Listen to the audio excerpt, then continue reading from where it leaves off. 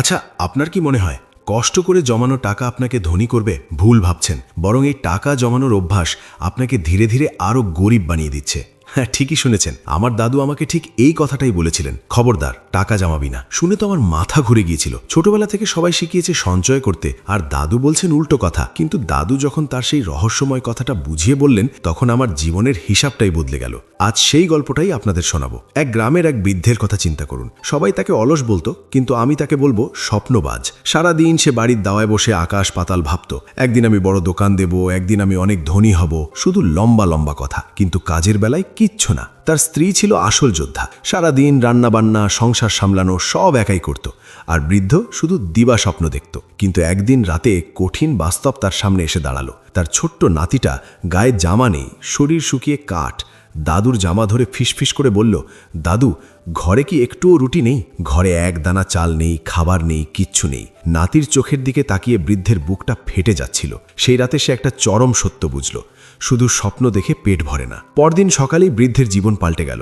সে ঘর থেকে বেরিয়ে সোজা মাঠে গেল কাজের সন্ধানে। কড়া রোদ, হাড় ভাঙা খাটুনি, সে থামল না, আর শুরু করলো পাগলের মতো টাকা জমানো। বিছানার নিচে একটা কাঁচের বয়ামে সে তার ঘাম ঝরানো পয়সাগুলো জমাতে লাগলো। ছেঁড়া জামা পরত, একবেলা না খেয়ে থাকতো, শুধু ওই বয়ামে পয়সা ফেলার টুংটাং শব্দটা শোনার জন্য। সে ভাবল, এবার বুঝি দিন ফিরবে। মাসের পর মাস গেল, বয়ামটা টাকায় ভরি উঠল। বুধ ভরা গর্ব নিয়ে সে বাজারে গেল 3 বস্তা গম কিনতে, যাতে পরিবারের আর খাবারের কষ্ট না হয়। কিন্তু দোকানদার মাথা নেড়ে বলল, চাচা, দিনকাল পাল্টে গেছে, জিনিসের দাম আগুন। আপনার এই জমানো টাকায় 3 বস্তা না, বড়জোর 1.5 বস্তা হবে। বৃদ্ধের মাথায় যেন বাজ পড়ল। টাকাটা বয়ামে অলস পড়ে থেকে তার মান হারিয়েছে। সে বুঝল, জিনিসের দাম যে হারে বাড়ছে, শুধু টাকা জমিয়ে তার সাথে পাল্লা দেওয়া যাবে না। সে মন খারাপ করে বাড়ি ফিরে এলো। আবার সেই বারান্দায় বসা। কিন্তু এবার সে স্বপ্ন দেখছিল না, সে চারপাশটা দেখছিল। দেখল প্রতিবেশী এক লোক হাতে ডিম নিয়ে যাচ্ছে।